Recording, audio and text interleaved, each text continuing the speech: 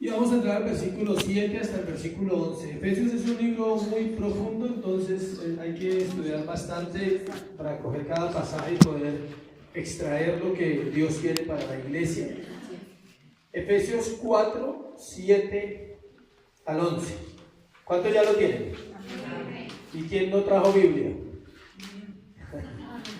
Hágase al lado de alguien que la haya traído y que ojalá sea un buen cristiano. Bueno, Efesios 4, 7 dice: pero a cada uno de nosotros fue dada la gracia conforme a la medida del don de Cristo. Por lo cual dice: subiendo a lo alto, llevó cautiva la cautividad y dio dones a los hombres. Y eso de que subió, ¿qué es? Sino que también había descendido primero a las partes más bajas de la tierra. El que descendió es el mismo que también subió por encima de todos los cielos para llenarlo todo. Y él mismo constituyó a unos apóstoles, a otros profetas, a otros evangelistas, a otros pastores y maestros. Padre, gracias por esta mañana, Señor, gracias por la iglesia, porque es tu iglesia, Señor, la que está acá. Te pido que hables a sus corazones, te pido que nos guíes, nos enseñes, sobre todo que nos guardes en este caminar que es para siempre y que a veces, Señor, se hace difícil. Te pido hoy, enséñanos el valor de los regalos que tú tienes para nuestra vida y de la importancia, Señor, de dejar que nuestra vida sea útil para servir a otros en la iglesia. Te damos gracias en el nombre de Jesús. Amén y amén. La enseñanza de hoy se llama los dones de Cristo para su iglesia. Los dones de Cristo para su iglesia. ¿Cuántos han recibido algún regalo? Una vez en la vida, por lo menos. ¿Y a quién le han reclamado el regalo que le hayan dado? También ha pasado, no se preocupe. Eso pasa mucho en las relaciones de pareja. Cuando son novios o cuando esto y llevan varios años y un día se separan, dicen: devuélvame todo. Devuélvame el oso, devuélvame todo lo que leí. Las credenciales, las cartas, devuélvame todo. O sea, es la inmadurez del ser humano en reclamar lo que regala, ¿sí? El único que no reclama lo que regala es ¿quién? Dios. Eso pasa. O cuando una familia se separa, la nevera es mía, el carro es mío, la casa es mía, o sea, todo es así. Porque se nos olvida que regalar es para siempre. O sea, cuando usted regale algo, métase en su cabeza que ya no es suyo, que nunca va a volver a su lugar, a lo que usted, pensando que era suyo. Y eso pasa en nosotros. En cambio en Dios no. El regalo de Dios es para siempre. Los dones son irrevocables y el llamamiento, Romanos 11:29. Siempre que Dios llama a alguien, cualquiera que sea su llamado, lo capacita, le da dones para que éste pueda responder a ese llamado. Sería injusto si Dios nos diera una vida nueva sin los dones necesarios para cumplir aquello que Él nos pide. Dios en su justicia sabe que desarrollar una vida cristiana no es fácil y nos da regalos. Hoy vamos a ver varias cosas de esas. No se puede confundir, escuchen, el don con lo que somos. Muchos tienen dones, pero no han desarrollado el carácter para que estos dones glorifiquen el nombre de Dios. Los dones espirituales, ahorita vamos a mirar, son la herramienta o las capacidades que Dios nos da para servir en un ministerio. Por ejemplo, para tener la gracia para orar. Hay gente que tiene el don para orar, hay gente que no. Hay gente que sabe orar, hay gente que no. Hay gente que sabe predicar, hay gente que no sabe predicar. Son dones. El mal uso de un regalo siempre traerá consecuencias o hará que el regalo no cumpla el propósito para el cual fue otorgado. Así pasa con los dones en la iglesia. Por ejemplo, a un chico le regalan un celular. El papá lo hace con la mejor intención, o la mamá o la familia, y este lo usa para ver pornografía. Entonces usó un regalo mal. Y así pasa con la iglesia. Dios nos da dones y a veces los usamos ¿qué? Mal. Y lo más triste es que la iglesia no sabe que tiene dones. Y toda la iglesia, sin excepción, tiene dones espirituales. Todos los creyentes. Hoy vamos a ver la diferencia entre los dones individuales y los dones para la iglesia. Y van a entender mucho de lo que es el ministerio pastoral pero también de entender lo que usted como creyente puede hacer dentro de una iglesia, porque todos tenemos dones. El que llegó ayer y conoció a Jesús y entregó su corazón, de una vez viene el paquete completo. Dios le puso dones. Están ahí desde siempre y para siempre. Hay dones que da el Padre, hay dones que da el Hijo y hay dones que da el Espíritu Santo. Hoy, si usted lo leyó ahí, estamos hablando de Jesús. Hoy nos centraremos en los que dio el Hijo, el Señor Jesucristo, a la iglesia, y son solo para su iglesia. Y nosotros los vamos a mirar en su momento. Cuando lleguemos a donde tenemos que llegar o en otro tema, vamos a mirar los dones del Espíritu Santo y los dones ¿de quién? Del Padre. Se calcula 23 aproximadamente. 23 dones que nombra la Biblia. Imposible no tengamos uno, ¿sí? Dígale al que está a su lado, dígale, imposible no tenga uno. ¿Sí? Uno, o sea, no necesita más, o sea, son 23, imposible usted no tenga uno, o sea, ¿sí? No es don Pedro ni don Juan, no es ese don, no, es un don real. La esencia del Evangelio no radica en que el hombre pueda hacer algo por Dios, sino en lo que Dios ya hizo por él. Vamos a mirar hoy estas cosas para que usted anote ahí los que les guste. Vamos a mirar 3 cosas en este tema hoy. Que todo creyente ha sido dotado de dones de parte de Dios a manera individual. Eso es lo primero que vamos a ver. El don individual para cada uno, valga la redundancia. También vamos a mirar de qué manera Cristo obtuvo los dones. ¿Por qué los puede dar? ¿Cómo los obtuvo? ¿Sí? ¿Qué fue lo que él tuvo que hacer? Y también vamos a mirar cómo algunos hombres y mujeres dentro del cuerpo de Cristo Dios los dotó exclusivamente para el servicio de la iglesia. Y es donde entran los últimos 5 que nombré: apóstoles, profetas, evangelistas, pastores y maestros. Cada uno de esos hombres es un regalo para la iglesia, no es para sí mismo. Esos dones son de Jesús y se los da a los hombres o a las mujeres para la iglesia. No es para, yo soy fulano de tal y el reverendo y el reventado. O sea, no es así. No es para que a usted le digan reverendo y reventado cuando llegue a la casa, porque le revienta ya con los problemas que tiene. O sea, no, es para que usted sirva a la iglesia, es un deber servir. Primero, los dones de Cristo para creyentes individuales, versículo 7. Pero a cada uno de nosotros fue dada la gracia conforme a la medida del don de Cristo.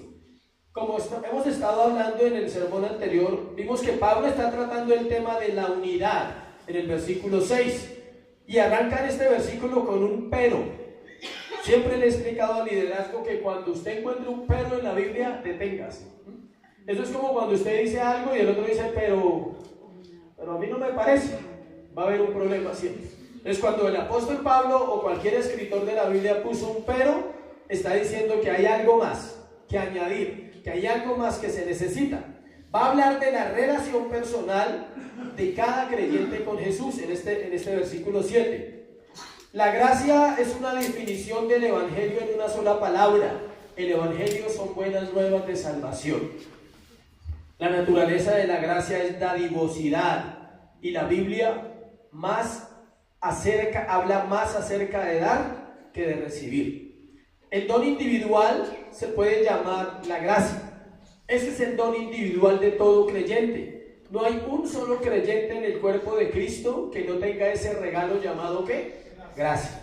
Es individual, pero ese regalo individual se manifiesta en diferentes formas en cada creyente, porque la Biblia dice que Dios tiene la multiforme gracia de Dios. O sea que, un ejemplo, si hay 1 millón de creyentes en un lugar, ellos en una nación, digámoslo así, ese 1 millón de creyentes pueden servir a Dios en diversas formas, en diversas maneras, porque tiene la gracia de Dios para hacerlo. Pueden vencer el pecado, unos lo vencen de una manera, otros lo vencen de otra. Miren, le voy a poner el ejemplo. Hay gente que para abandonar algo en su vida, siendo un conocedor de Dios, tiene que pasar por procesos difíciles en algún área de su vida, hasta que su conciencia entiende que ya no puede seguir viviendo así porque está perdiendo su vida aquí en la tierra. Y después de caminar en unos periodos largos, aprende. Y resulta que en otras áreas aprende ¿qué? Fácil. y viceversa. Lo que para uno es difícil, para otro es fácil. Por ejemplo, hay gente que dice, para mí es muy difícil orar. Y otros dicen, no, para mí es fácil. Pero resulta que otro dice, para mí es muy difícil leer la Biblia. Pero otro dice, para mí es fácil. O sea, nunca habrá nadie que tenga todo completo en el Evangelio. Solo Jesús lo tenía. Pero su gracia nos permite a algunos poder hacer cosas más fáciles que otros, pero yo tengo que recordar que esa otra persona tiene cosas que yo no sé hacer y que también me puede ayudar. Y se aplica mucho en la relación de pareja y se aplica mucho en la relación de la iglesia. En la iglesia todos son útiles.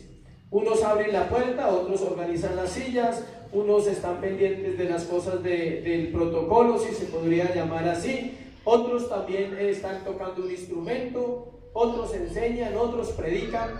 Eso se llama gracia. Es individual. Y la manera como esa gracia se manifiesta en su vida no la sé yo. ¿La sabe quién? Dios. La naturaleza de la gracia es la dadivosidad. Alguien decía que la evidencia más grande de un cristiano es la generosidad. Y no estamos hablando de darle plata a todo el mundo. No lo asocie con eso. Algunos asocian generosidad con dar limosnas. Alguien va por la calle y le pide algo y le da. Les toca subirse al Transmilenio con hartas monedas porque ahora se suben muchos, ¿sí? Eso no es generosidad, no. La generosidad que la Biblia habla es dar lo que Dios me ha dado a mí para otros.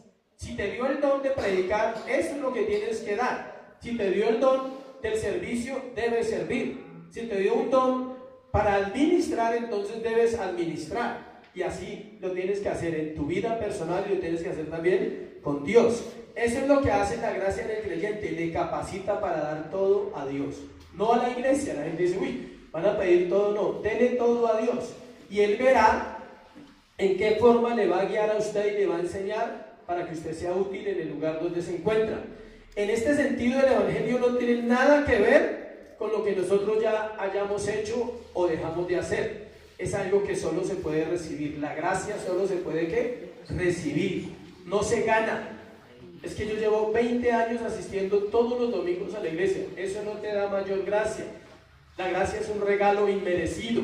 Dios tiene gracia a causa de quien es Él y no de lo que nosotros somos. O sea, Él está lleno de gracia y de verdad. Por eso la gracia es imposible de ganar o de merecer o de adquirir.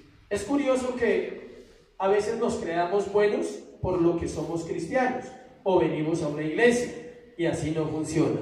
Hay algo que le molesta a la gente orgullosa, al terco y al rebelde, y es saber que no ha hecho nada para ganarse el favor de Dios y nunca podrá hacer nada. Cuando uno tiene problemas de orgullo o de rebeldía o de obstinación, que es la misma terquedad, a uno le molesta que le digan, tú no has hecho nada para merecer nada. ¿Sí? Todo lo que tenemos es que gracia, favor de Dios. ¿Cuántos tienen una bonita familia? ¿Por qué la tienes? Por gracia. Algunos dicen, voy a pensarlo, voy a pensarlo, pero no importa, la familia es buena, es la familia. Lastimosamente el concepto, un día quiero hablar de eso, de lo que es un concepto de vida familiar en Cristo. ¿Usted sabía que todos los conceptos cuando llegas a Cristo cambian? Por eso Pablo dice, ya no vivo yo, ahora vive Cristo en mí. Y él dice, lo que vivo en la carne, o sea, acá en este cuerpo, lo vivo en la fe del Hijo de Dios, el cual me amó y se entregó a sí mismo por mí. Él está diciendo, todos los conceptos que yo tenía antes fueron cambiados. El concepto de esposo es muy diferente en Cristo a un esposo que no es cristiano. Y hablo de un verdadero hombre cristiano, no de un asistente a la iglesia, que es diferente. Un verdadero hombre cristiano sabe que el matrimonio se define en una sola palabra para el hombre y se llama sacrificio. Y si no, pregúntele a Jesús cuando murió por la iglesia, que era su esposo. Ese es el verdadero concepto. Cualquier otro concepto es bajito para realmente ser un hombre cristiano. La mujer cristiana tiene un solo principio en la vida cristiana: sujeción. Y a la mujer siempre le ha costado. No es menos. Cuando habla de sujeción, no es menos que el hombre. Es obediente a Dios y se hace igual al hombre. ¿Sí sabía? Mujeres. Cuando la mujer obedece la palabra, tiene autoridad igual al hombre. Cuando no la obedece, no tiene la autoridad que Dios le ha delegado a los hombres. ¿Qué le da el derecho a la mujer a ser autoridad? Obedecer. ¿Y qué le da el hombre a derecho a ser autoridad? Obedecer. En un amor sacrificial. ¿Por qué toco ese tema?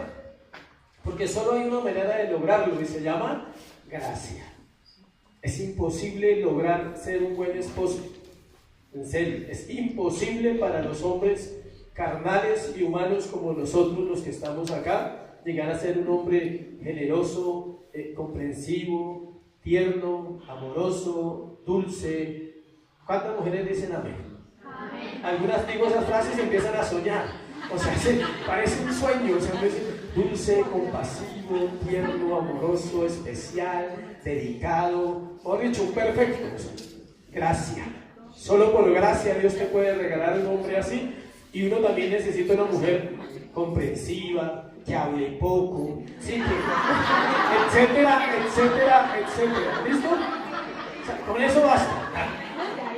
El regalo más grande sería que una mujer sea que ame a Dios. Dejémoslo ahí. ¿Listo? Para no meterme en situaciones.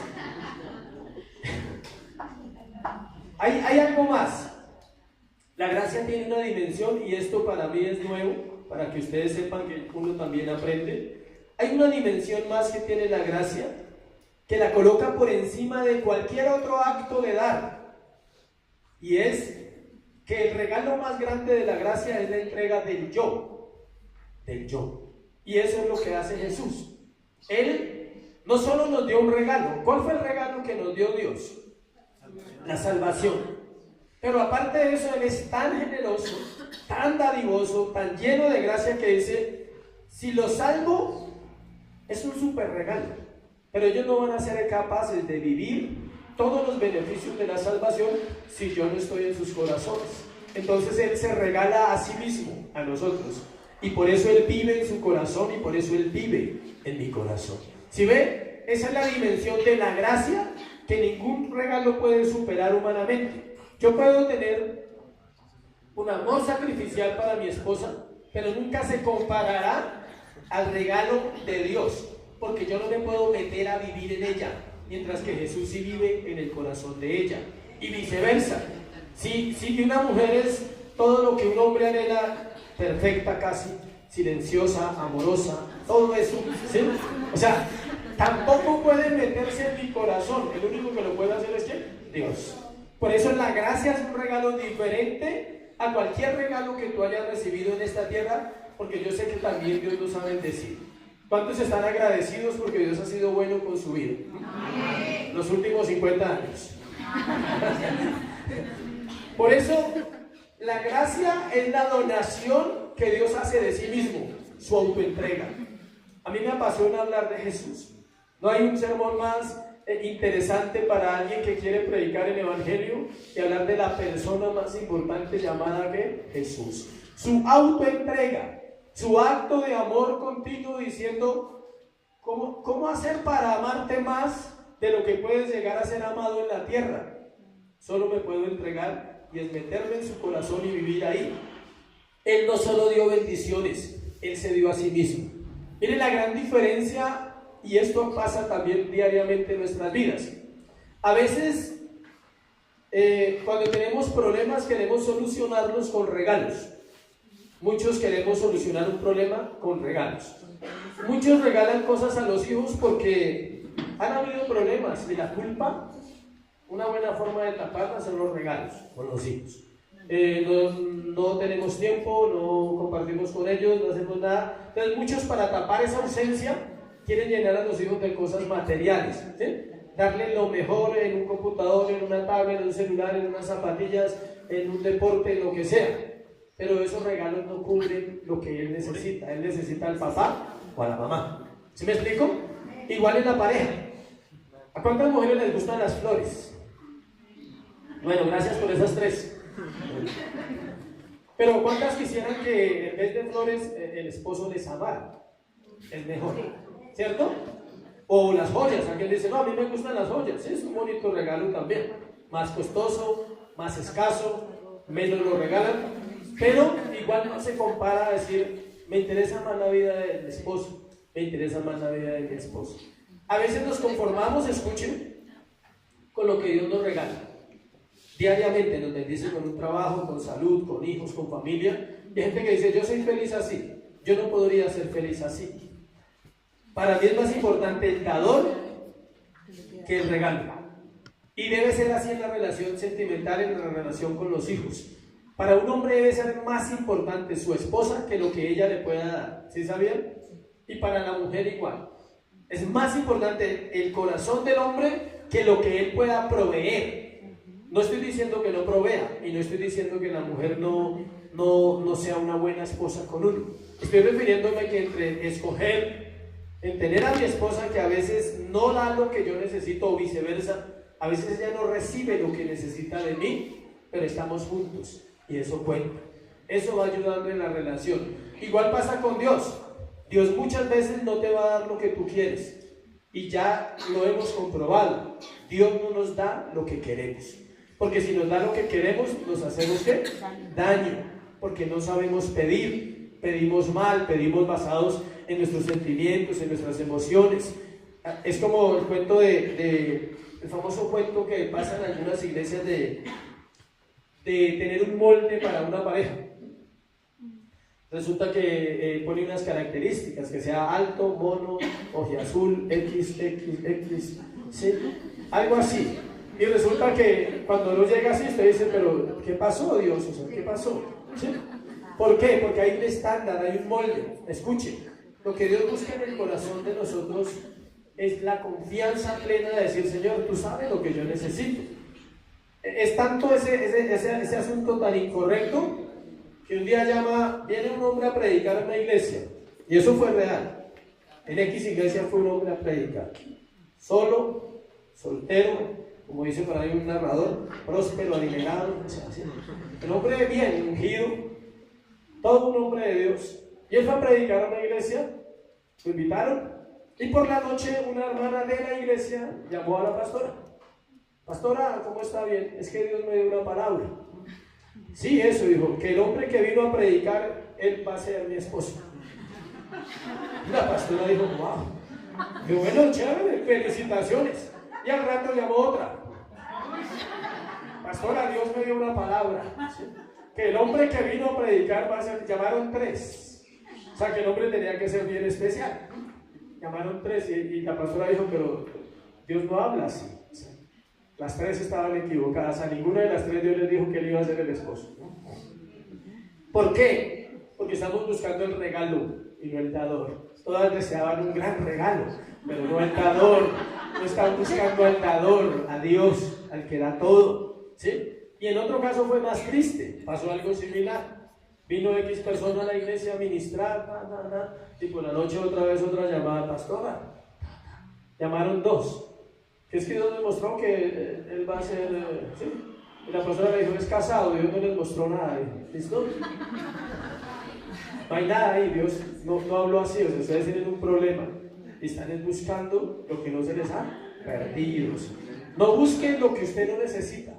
No se busquen problemas sin necesidad. Dejen que Dios ya regaló, Él dio una gracia. Y en esa gracia Él fortaléceme para santificar mi vida, fortaléceme para tener una relación contigo, fortaléceme para conocerte, fortaléceme para servirte, para adorarte, y tú traerás la añadidura.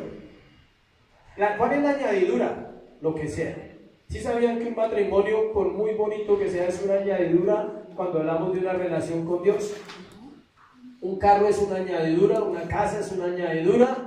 Todo lo que tú tengas aparte de Dios es una ¿qué? Añadidura. No le puede quitar el valor al dador. La gracia nos hace partícipe de una vida íntima. ¿Qué más queremos? Y es un don individual, es para todo creyente y se manifiesta de diferentes formas. La relación más cercana a Dios es el matrimonio, por eso es tan difícil. Esa es la relación más similar. ¿Sabe por qué? Porque la Biblia dice que ya no serán 2, sino que serán ¿qué? 1. Y es la única relación en la cual Dios habla de esa manera. Los novios no son uno, papá e hijo no son uno, papá e hija no son uno, hermano y hermana no son uno, primo y primo no son uno, esposo y esposa son uno. No hay otra relación. Y Jesús dijo, yo y el Padre uno somos. Y un hombre muy famoso, John Piper, dice que el matrimonio es el único lugar, el único terreno, dice, donde la gracia de Dios puede llegar a su máxima expresión. Porque es que usted sabe lo que es usted. O sea, cada uno de nosotros sabemos quiénes somos nosotros. Y yo le hago la pregunta, ¿usted se casaría con otro igual a usted? Insoportable, no me casaría. No me casaría con alguien que fuera igual a mí, porque nos conocemos. Y el que diga que sí es un orgulloso que necesita libertad. Claro, ese es un narciso que dice, obvio, a ver, yo me casaría con eso. ¿Sí? No lo haríamos, porque nos conocemos. Porque necesitamos a alguien que nos haga ver las cosas diferentes. Dios hizo ese regalo, lo creó la gracia para embellecernos con su belleza, para quitar la fealdad de nuestros corazones, para decir, hay cosas que nunca podrás tapar de acá. Usted por fuera puede tapar lo que quiera, pero hay cosas acá en el corazón que nos molestan, nos están ahí diariamente diciendo, ¿por qué mi carácter es así? ¿Por qué mi forma de ser a veces es así? La gracia tapa lo imposible de tapar. Los dones son parte de la personalidad, escuche, que Dios nos da cuando nacemos de nuevo y se transmiten de manera diferente para cada persona. Un ejemplo, voy a poner solo un ejemplo. El don de la enseñanza. Es diferente a alguien que enseña a los niños a alguien que enseña a la iglesia adulta. Es diferente enseñar uno a uno. Hay gente que tiene una habilidad impresionante para coger a una persona uno a uno y enseñarle, pero no puede manejar un grupo. Le da miedo manejar un grupo, predicar a una iglesia. Hay otros que pueden predicar en la iglesia, pero no lo hacen uno a uno. Otros tienen una habilidad, por ejemplo, mi esposa, ella tiene el don para trabajar con los niños, ¿sí sabían? Es un don. Ella sabe llegar al corazón de ellos la respetan y la obedecen porque tiene el don y tiene la autoridad con ellos. O si no, pregúntenle a los niños. Y los niños aprenden a amar a esa persona, aunque les diga las cosas y los corrija, pero de eso se trata, el amor que Dios pueda poner por esos niños. La obra se debilita cuando personas con llamado no usan los dones que Dios les dio. Si algo afecta a la iglesia es no usar ese regalo tan bonito que se llama gracia para tratar de fortalecer su corazón. No le estoy hablando que venga aquí a predicar, que abra una reunión, no estamos hablando de eso para que no me vaya a malinterpretar. Estoy hablando, ocúpese de su vida. Dígale, Dios, hay gracia sobre mi vida. La gracia no es fácil de aceptar. Es un concepto claro de mí. Soy un hijo de Dios. ¿Defectuoso? Sí, mucho. ¿Peco? Sí, todavía. Hasta que llegue al cielo dejo de pecar. ¿Sí sabían? Pero Él me ama. Y como Él me ama, yo quiero agradar a mi Señor. Eso se llama gracia revelada. Yo experimenté la revelación de la gracia mucho después de llegar a la iglesia. Cuando yo llegué a la iglesia en el año 2000, yo fui al encuentro en el mes de julio. Julio del año 2000. Ya tenía una medio noción, ya leía la Biblia, oraba. Estaba buscando un lugar donde asistir y me invitaron a un encuentro y fui. En los primeros 2 años inmediatamente hice todo el proceso de formación. O sea, yo no llegué a sentarme, sino llegué a servir. Empecé encuentro, todo el proceso que se hacía. Y en 2 años ya empecé a enseñar. Me llamaron a la enseñanza.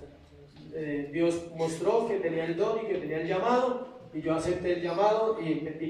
Pero antes de empezar a enseñar ya hacía células. A las siguientes semanas de haber llegado ya empecé a hacer reuniones con mi familia.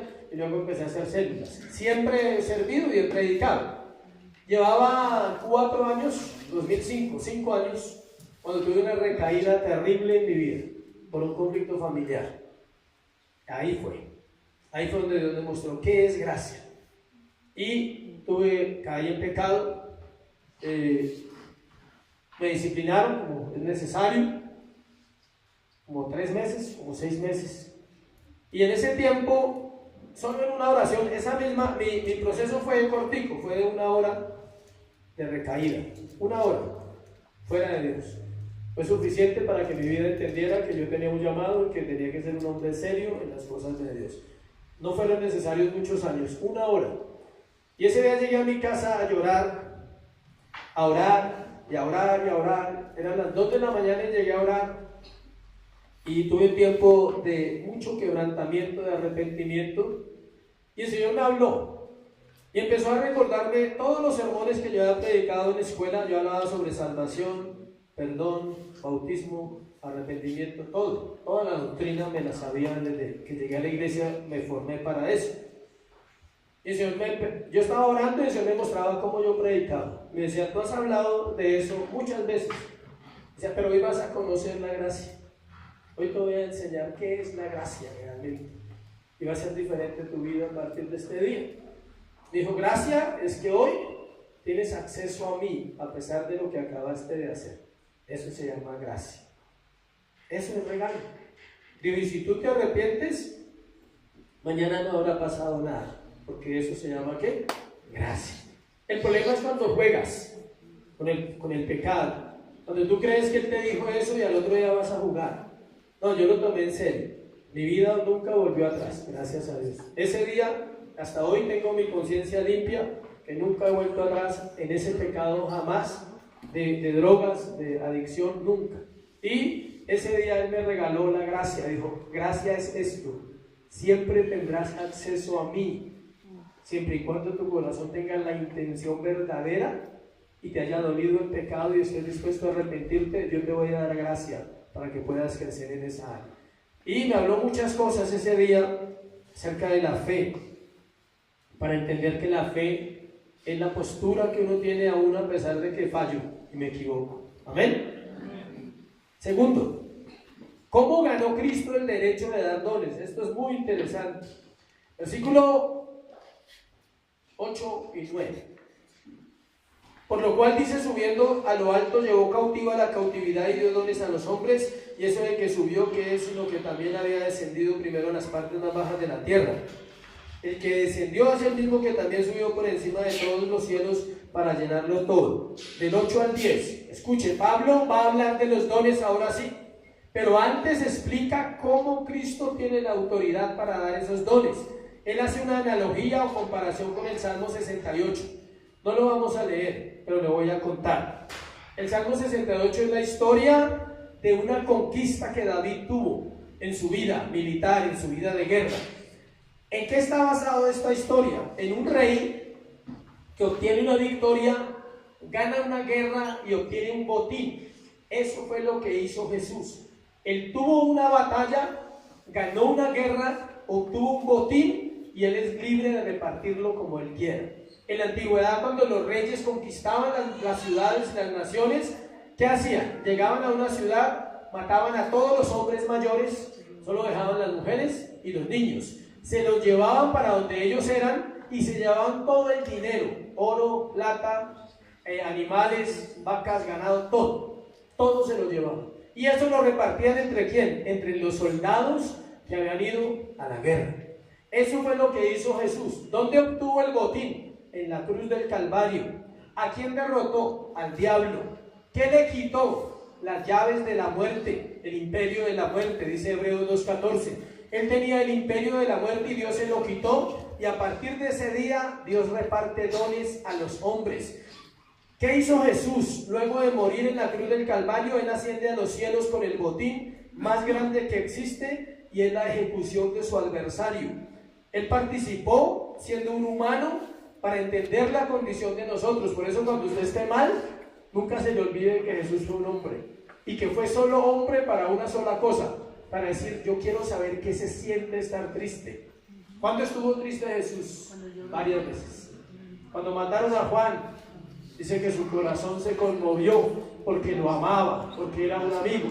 ¿Cuándo estuvo triste Jesús? Cuando iba para Getsemaní. Dijo, mi alma está angustiada hasta la muerte, ¿y qué he de hacer? ¿Cuándo estuvo triste? Cuando sus discípulos no tenían fe. Oh, hombres incrédulos, dice, ¿hasta cuándo he de estar con vosotros, generación perversa? Dice, hombres de poca fe. ¿Cuándo estuvo mal? Cuando un día se paró en un monte y vio a Jerusalén y dice, oh Jerusalén, tú que matas a los profetas. Dice, ¿cuántas veces quise juntaros como la gallina junta a los polluelos y cuidaros? Siempre Él mostró su naturaleza humana. Él sintió dolor, sintió aflicción. sintió dolor por su familia, sintió dolor por la humanidad. Él no es desconocido para Él cuando tú tienes problemas. Por eso Él sabe lo que nosotros necesitamos. Lo que hizo Jesús fue llevar el yugo de todos aquellos que estaban esclavizados por el diablo y cautivar ahora el corazón de los hombres por el poder del Evangelio. Aquí hay un tema controversial que espero poder explicarlo, y es el versículo 9. Eso de que subió, que es sino que también había descendido primero a las partes más bajas de la tierra. El tema no lo voy a tratar a profundidad, solamente le voy a explicar algo, porque el que lo trata a profundidad es el apóstol Pedro. En el libro del apóstol Pedro encontramos una respuesta a este versículo. Pero significa, por una parte, hay dos significados. Uno, la venida de Jesús a la tierra, que Él descendió del cielo a la tierra. Lo más bajo, ¿qué es lo más bajo en esta tierra? La muerte, correcto. No hay nada más bajo. Usted puede perder todo, un pie, un brazo, usted puede perder una esposa, unos hijos, Dios nos guarde de eso. Usted puede perder dinero, usted puede estar enfermo, pero lo más bajo es el día que uno muere, porque ya no hay nada más que hacer. Hasta ahí llegó la historia de cada uno. Él descendió a lo más bajo de la tierra, es a ser mortal, a tener que prepararse para morir, porque Él tenía que morir físicamente como uno de nosotros.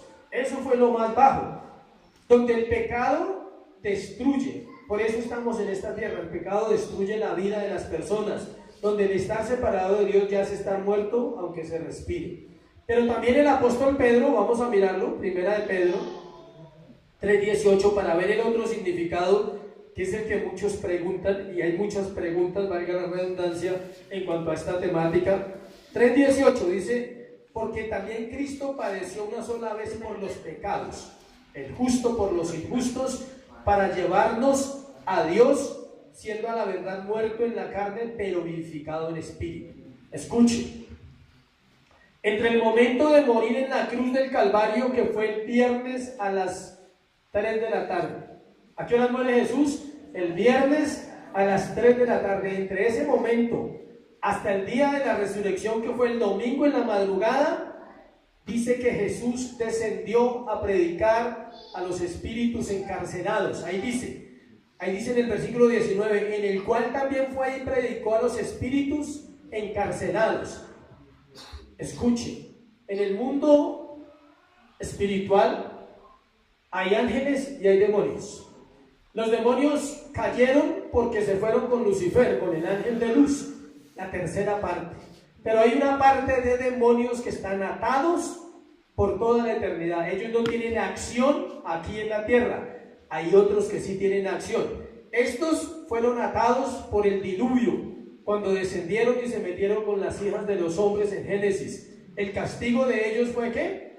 Ellos eran demonios y vinieron y se metieron con las mujeres de los hijos de los hombres. Entonces Dios los castigó y los ¿qué? Encarceló. Perdieron acción. Ellos no tienen acción y están allá esperando el día del juicio para ser lanzados ¿a dónde? Al lago de fuego. Esos son los espíritus encarcelados. Entonces mire, dice que predicó, pero no el evangelio. Él no fue a hablar allá de salvación, Él fue a hablar allá de su victoria. Por eso, ¿se acuerdan lo que leímos la vez pasada en Efesios? Dice que públicamente los principados y las potestades están escuchando este sermón, están escuchando cada sermón que se da en una iglesia, están escuchando la voz de cada cristiano que habla a otro que necesita, están escuchando la voz de Dios en los hombres. Ellos escuchan. Estos no pueden hacer nada porque están ¿qué? Encarcelados. Y Él va y les predica a ellos, dice: vengo a contarles que se ha cumplido toda la escritura, que yo soy Jesús el Mesías, el que se anunció desde Génesis, el que estuvo con Dios en la creación. Ese soy yo y he vencido, y viene a dar un juicio sobre ellos. A eso descendió, pero también descendió a otra cosa. El apóstol Pedro profundiza en ese tema. Pablo lo toca por encima. Escuchen, en el Antiguo Testamento, el Seol, ¿qué era? Hace 8 días hablé de eso, el lugar de los muertos. Pero el Seol tenía dos divisiones. Vamos a hacer el ejemplo acá. Esta tarima es el Seol, y a la mano derecha estaban los muertos justos, y a la mano izquierda estaban los muertos, ¿qué? Injustos. Entonces Él viene a separar, a llevar los justos al reino de Dios. Abraham, Isaac, Jacob, David, todos los muertos en Dios, en el Antiguo Testamento, no habían subido a disfrutar la presencia de Dios. Y por eso Él dice, lea la frase, lo que dice ahí en Efesios, lea la frase exacta en el versículo, por lo cual dice, subiendo a lo alto, llevó cautiva, ¿qué? La cautividad. Aquí estaba la cautividad. Aunque eran salvos, aunque habían conocido de Dios, no estaban disfrutando del privilegio de haber servido a Dios, y estaban, ¿qué? Cautivos. Entonces Él dice que toma la cautividad y la lleva cautiva, ¿a dónde? A la eternidad. Eso es lo que significa ese versículo, que se puede hablar mucho de eso, pero solo quería abrirle un poquito para que entendieran qué es lo que dice cuando dice que Él descendió, porque el apóstol Pablo dice, el que descendió es el mismo que también subió. No solo vino a la tierra, sino que en esos 3 días tenía que hacer esa parte espiritual para trasladarlos a ellos, ¿a dónde? Al paraíso. Y ahora ya no hay Seol, sino se llama, ¿qué? Hades, que es un lugar de tormento. O sea, solo quedaron unos ahí, los que están perdidos esperando el juicio. Continuamos. Tercero, los dones de Cristo para toda la iglesia. Primero, los dones individuales. ¿Cuál es? La gracia. Todos ustedes y yo la tenemos. No, mire, no base su vida en lo que usted está viviendo.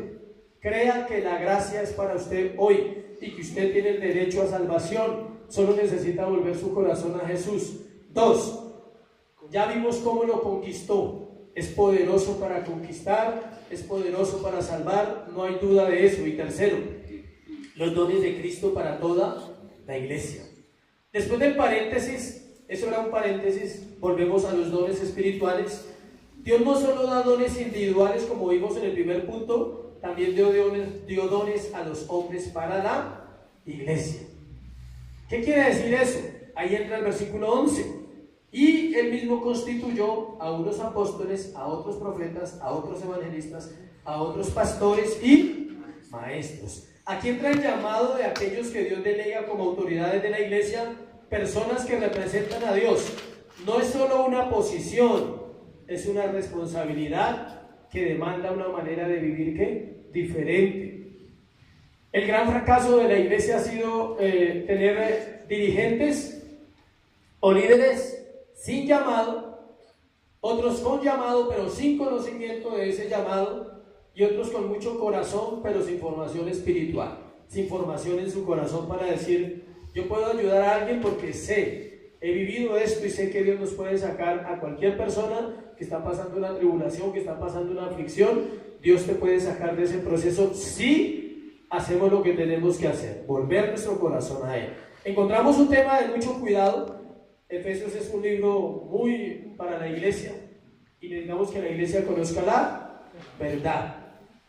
No importa si se mete uno en camisa de 12 varas, con lo que dice, Dios va a respaldar siempre su palabra. Escuche, apóstoles, profetas, evangelistas, pastores y maestros. Necesitamos la ayuda de otro texto para poder interpretar bien la Biblia.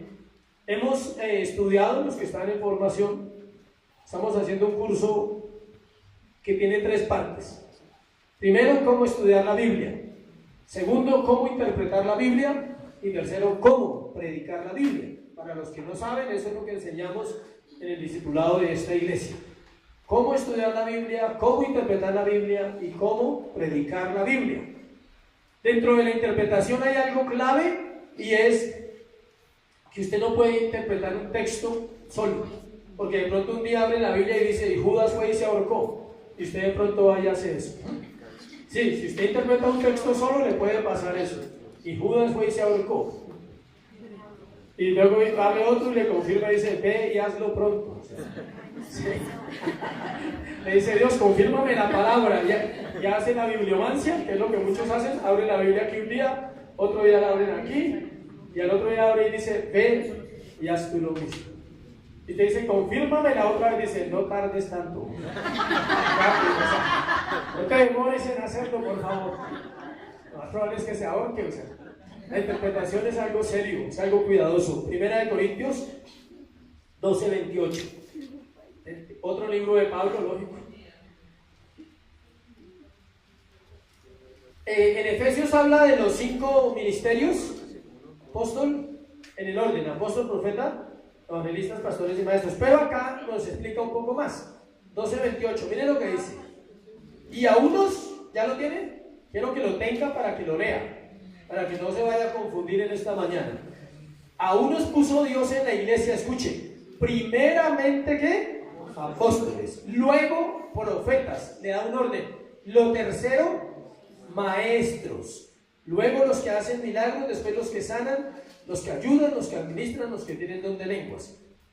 Dice, son todos apóstoles, son todos profetas, todos maestros, hacen todos milagros, tienen todos dones de sanidad, hablan todos lenguas, interpretan todos. Procurad pues los dones mejores, mas yo os muestro un camino más excelente. Y habla del amor en Corintios 13, que es el camino más excelente. Pero quiero centrarme en el primer versículo 28, que dice que primeramente puso ¿a quién? Apóstoles y profetas. Escuchen.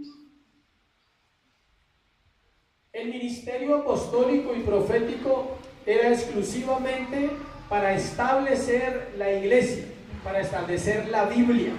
Estas personas fueron llamadas para establecer la iglesia primera, la original, la primitiva, y para escribir la palabra. Los profetas eran todos los que fueron inspirados por Dios para escribir la Biblia, y los apóstoles eran todos los que eran el fundamento de la revelación del Evangelio. ¿A quién le reveló Dios el Evangelio? A los profetas y a los apóstoles. Escuche esto, vamos a mirar uno por uno. Apóstolos. La palabra apóstol significa apóstolos.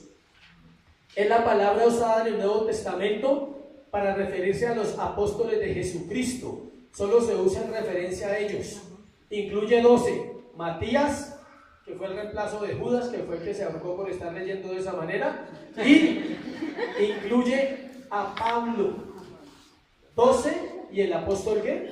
Pablo. ¿Por qué ese ministerio no se debe vivir en esta época? ¿Por qué el nombre de apóstoles no es bíblico en estos tiempos? Por eso digo que es un tema delicado, que si usted tiene dudas tiene que ir a la escritura y estudiar. ¿Por qué no se usa?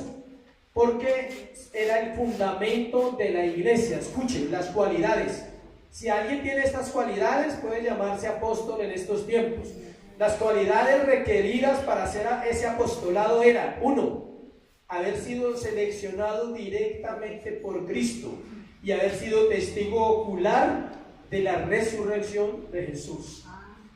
Esos eran los 2 requisitos: haber sido seleccionado, como él llamó a los 12, y el segundo requisito era ser testigo ocular, haber visto.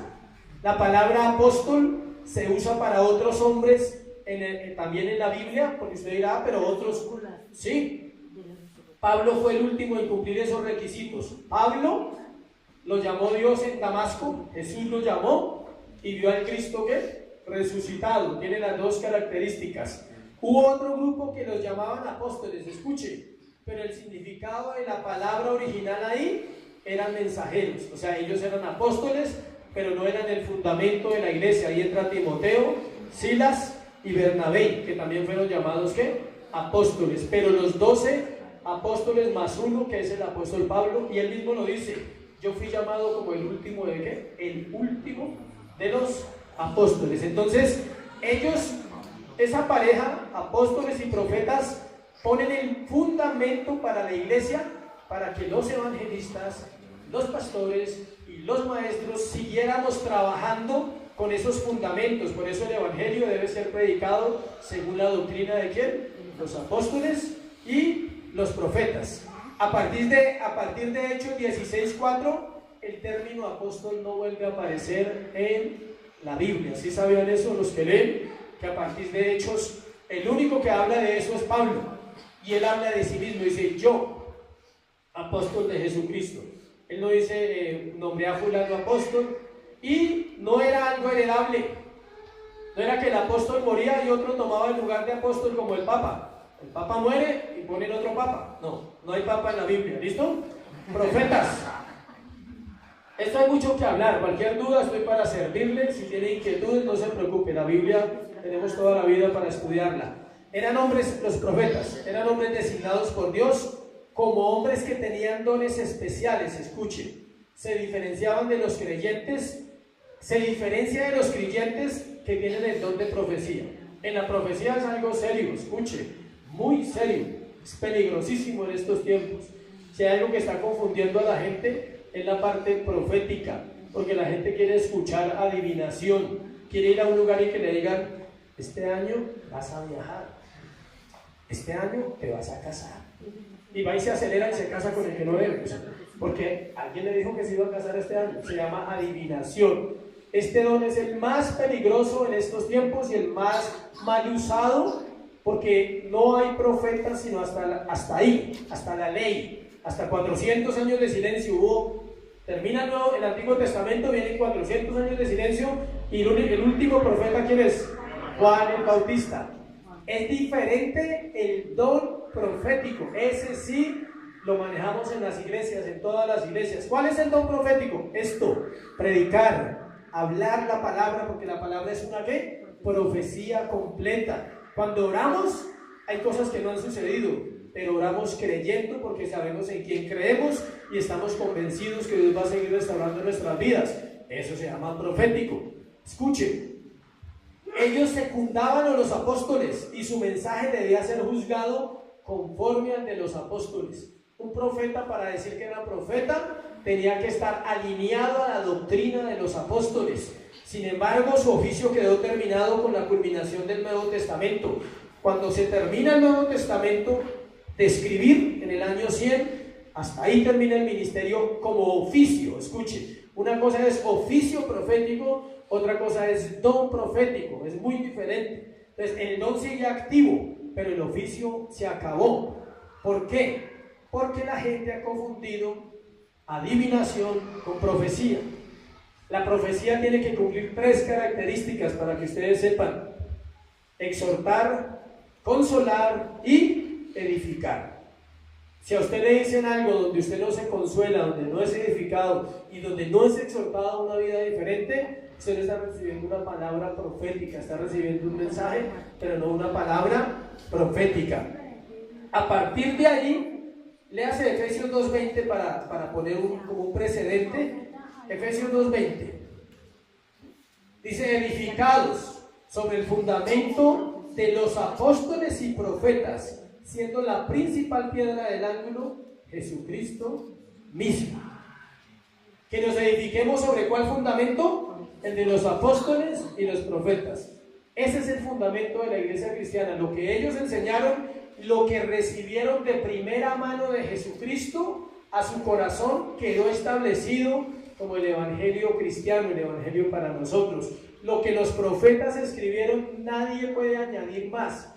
¿De dónde vienen las revelaciones falsas? De los apóstoles y los profetas de este tiempo. Si hay una forma como se está torciendo el evangelio en la iglesia cristiana en el siglo XXI, es a través de apóstoles y profetas. Nunca una revelación falsa viene de un evangelista, de un maestro, de un pastor. Siempre es un apóstol, supuesto apóstol, el que dice: Dios me dijo esto y esto. ¿Está aquí? Si está aquí, es bíblico y es de Dios. La profecía tiene que ir acompañada de la palabra. Ninguno se inventó cosas ahí.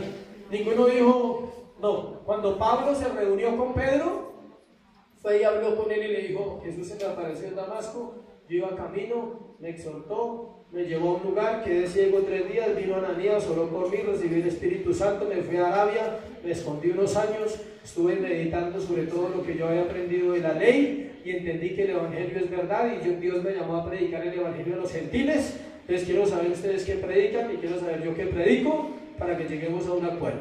Eso fue lo que hizo Pablo cuando habló con Pedro, y se pusieron de acuerdo y dijeron: la doctrina va a ser esta, vamos a enseñarles a los judíos, vamos a enseñarle a los gentiles que somos iguales, y hubo una diferencia entre ellos dos, pero ellos establecieron, para eso fueron puestos apóstoles y profetas, para establecer la doctrina de la iglesia cristiana. Ahora, ¿quién la cuida? Los maestros y los pastores tenemos la responsabilidad de cuidarla, no de inventarla. ¿Se me entiende? Ya no podemos inventarnos ninguna doctrina, ya está establecida la doctrina de la iglesia. Ahora nosotros tenemos que cuidar que se haga conforme a lo que está ¿qué? Escrito. Evangelistas. Comenzamos por decir lo que no es un evangelista. Escuchen. No es alguien con 5 sermones y 10 vestidos que se la pasan giras programadas con espectáculos públicos. Ese no es un evangelista. Les repito, no es alguien con 5 sermones y 10 vestidos que se la pasan giras programadas con espectáculos públicos. Eso no es un evangelista. El evangelista es proclamar buenas noticias. Es la tarea del evangelista. El primer evangelista fue Dios. Nos dio la mejor noticia, que Jesús murió por nosotros. Él dio la buena noticia al mundo de salvación. Son personas que hablan a los nuevos creyentes el mensaje de Jesucristo, edificándolos ¿con qué? Con la palabra. En las iglesias locales como esta, son personas que ayudan a extender el mensaje de la palabra, haciendo un trabajo que es prolongado. Tú invitas a alguien a la iglesia, haces la tarea de evangelista, ven, pero empieza un trabajo prolongado, formar cimientos en la vida de esa persona a través de la doctrina, que es el trabajo del pastor, cuidar, proteger, mirar, y el maestro enseña la doctrina. Cada iglesia debe pedirle a Dios que levante evangelistas. Es una prioridad en el ministerio. Aquí hay personas que invitan y están creciendo, están empezando a invitar a otros porque han empezado a desarrollar un evangelismo personal. Han descubierto que funciona decirle a otro, oye, Dios ha hecho esto en mi vida. ¿En quién Dios ha hecho algo en esta iglesia? O en otra iglesia, no importa, no, así no sea en esta. Pero que Dios haya hecho algo en su vida. Compártaselo a alguien, haga una tarea evangelística, invítelo. Pastores y maestros. Pastor viene del griego poimen, como suena, P-O-I-M-E-N, poimen. Significa el que cuida ovejas, no es más. No hay tanto misterio en el pastor. Es el cuidado, protección y dirección de un rebaño. Y maestro. A ver si les leo esa frase, esa palabra griega es bien difícil, se llama didaskaloi, con K. Como Adidas, aparte final, didaskaloi. Las iba a hacer en diapositivas, pero no alcanzamos. Didaskaloi. Debe ser la función principal del pastor, la enseñanza, por eso están unidos. Note el texto cuando dice el pastor es y. Es el único don que viene unido, pastor y maestro. Y la responsabilidad del maestro es establecer la sana doctrina de la iglesia cuando se infiltran falsos maestros. Solo los maestros pueden contrarrestar las falsas enseñanzas. Por ejemplo, hay gente que cree en la reencarnación y un maestro tiene que decirle, mire, lo único que reencarnan son las uñas, o sea, el resto no reencarna nada de esta tierra, no mentiras. No, un maestro tiene que saber explicarle bíblicamente que la reencarnación no existe, que las almas del purgatorio no existen, que solo hay 2 lugares, cielo, infierno, no más, no hay purgatorio, que nadie va a salir de ese lugar con obras. Esas son falsas enseñanzas. El Evangelio de la Prosperidad tiene la falsa enseñanza de lo siguiente: de acuerdo a lo que tú des, Dios te va a bendecir. Esa es la falsa enseñanza. No enseñan la verdad. ¿Cuál es la verdad? Que Dios ya nos bendijo en lugares celestiales y que estamos sentados con Cristo Jesús. ¿Lo tomas o lo dejas? No hay más. Si no lo tomas, entonces tienes que empezar a pagar por tu bendición. Tú decides. Pero si tomas que Cristo Jesús fue suficiente para morir en la cruz por nuestros pecados y salvarnos de condenación, eso es la Biblia. Esas son las falsas enseñanzas. ¿Cuál otra falsa enseñanza? Manipular a la gente con los problemas que tiene. Llevarlos a pensar que en sus problemas son culpables a toda hora por los problemas que tienen. No, se llama fe. ¿Crees en Jesús? Sí. Arrepiéntete y tendrás vida eterna. Punto. No hay nada más que hacer. Es que yo hice, si yo les contara lo que hice, no me escucharía más.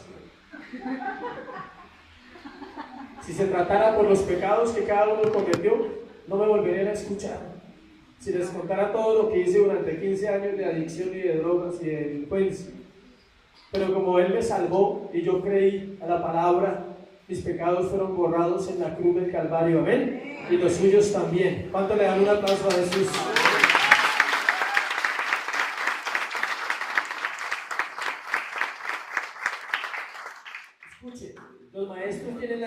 responsabilidad de escudriñar las Escrituras para tomar las verdades que ya están allí y ser reveladas a la iglesia de una manera sencilla y de una forma en que el pueblo las pueda entender. Esa es la función de un pastor maestro.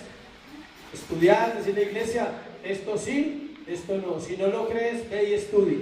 Ve y estudie y me dices, pastor, yo quiero hablar con usted, encontré esto, y dame un fundamento bíblico para lo que te estoy diciendo que no es así, y yo te escucho con todo el respeto que mereces. Debe tener la capacidad para dar respuestas doctrinales a los miembros de una iglesia o de una congregación y a todos aquellos que lo demanden. Hay gente de afuera que le hace unas preguntas interesantes y uno tiene que tener esa capacidad doctrinal. Terminamos. El mayor ejemplo de los dones es Jesús mismo. Él ejerció, escuche, como el gran apóstol, como el profeta, como el evangelista, como el pastor y como el maestro. Solo Cristo desarrolló los 5 ministerios. Él es el apóstol, dice en Hebreos. Él es el gran profeta que prometió la ley, Moisés. Él es evangelista, dice que vio a la gente desamparada y tuvo de ellos ¿qué? Compasión. Y él es el maestro, imagínense, por excelencia nos enseña, pero es el buen pastor que da la vida por sus ovejas. Amén. Hoy vamos a orar, pero antes vamos a recibir la cena y vamos a recordar a través de la cena el momento de la gracia, el momento de comunión. Es el momento que Dios hizo para darnos esa gracia tan espectacular que se llama Jesucristo. En Él está toda la gracia. El salmista decía, sobre ti la gracia se derramó, eres el más hermoso de los hijos de los hombres. Pónganse sobre sus pies, por favor, y en silencio. Primera de Corintios 11:23, yo lo leo, no se preocupen.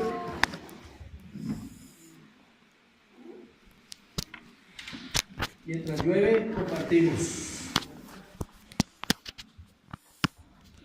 Primera de Corintios 11:23. Porque yo recibí del Señor lo que también os he enseñado, que el Señor Jesús la noche que fue entregado tomó pan,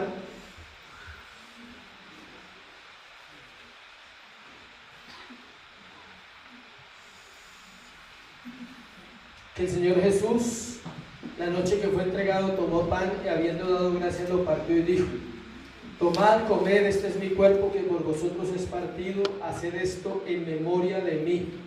Asimismo tomó también la copa después de haber cenado, diciendo, esta es copa, es el nuevo pacto en mi sangre, haced esto todas las veces que la bebieres en memoria de mí. Así pues todas las veces que comieres este pan y bebieres esta copa, la muerte del Señor anunciáis hasta que Él venga. De manera que cualquiera que comiere este pan o bebiere esta copa del Señor indignamente, será culpado del cuerpo y de la sangre del Señor. Por tanto, pruébese cada uno a sí mismo y coma así del pan y beba de la copa. Siempre compartimos algo, y es que la cena del Señor es el recordatorio del sacrificio de la cruz.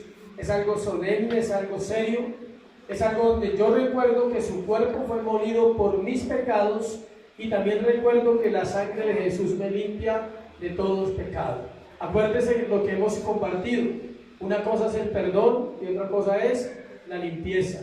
El pecado deja secuelas en mi vida, entonces necesito ser ¿qué? Limpio. He participado de pecados, han empuercado mi alma, entonces Él murió por eso, no hay culpa en mi corazón, pero la sangre me limpia, el líquido representa algo líquido que lava, que limpia el corazón de uno. Entonces ese es un buen momento para hacer uso del don individual, que se llama la gracia.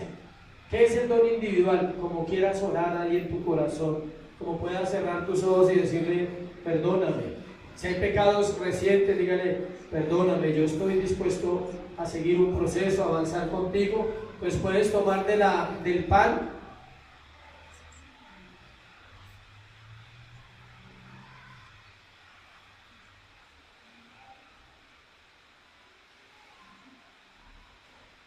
Asimismo tomó también la copa después de haber cenado diciendo, esta es la copa del nuevo pacto en mi sangre, haced esto todas las veces que la bebieres en memoria de mí. Puede participar de la copa.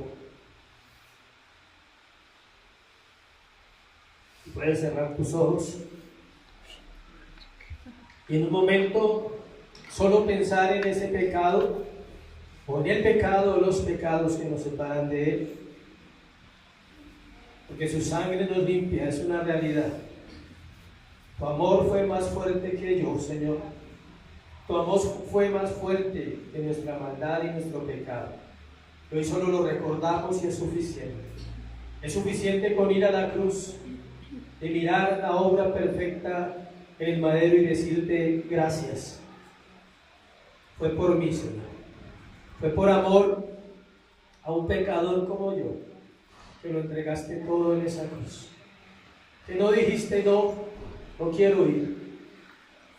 Fuiste porque sabías que hoy necesitábamos ese pacto de la sangre, ese pacto de la cruz. Hoy nos recuerda tu amor, Señor. Nos recuerda una vez más tu gracia, ese regalo que no merecíamos, pero por el cual todos estamos esta mañana aquí. Padre, te doy gracias por tu palabra, Señor, gracias. Gracias por esta mañana donde hemos podido aprender de la gracia, del regalo mayor. Viene con una envoltura, si pudiéramos llamarlo, viene en un paquete que se llama Jesús de Nazaret. El Nazareno, el carpintero de Jerusalén, de Belén, Señor. Ese es el regalo para ti hoy, para mi vida. Solo disfruta el regalo de Jesús. Dile, habita en mi corazón todos los días. No te separes de mí ni un instante, Señor, porque pierdo el rumbo, porque me desenfoco fácilmente. Tú eres mi regalo especial, mi vida está centrada en ti, Jesucristo. Y no tengo a dónde ir, aunque quisiera ir a otro lugar. Tal vez has querido huir a otro lugar cuando tienes problemas. Tal vez has querido desistir en la iglesia, desistir en la oración, desistir en la fe. Mas recuerda, su regalo es para siempre. Nunca volverá a reclamar lo que nos dio. Una vez se entregó en la cruz por nosotros y siempre permanecerá en esa verdad que Jesús se entregó por ti y para mí para siempre. Que ya no hay vuelta atrás, que la única manera de avanzar es venir a su presencia, es venir a sus brazos y decirle, Jesús, hoy reconozco tu amor para mí. Hoy te pido, perdóname, límpiame. Límpiame, Jesús. Habla con el Señor, habla con Él. Necesitas un momento, habla con Él ahí.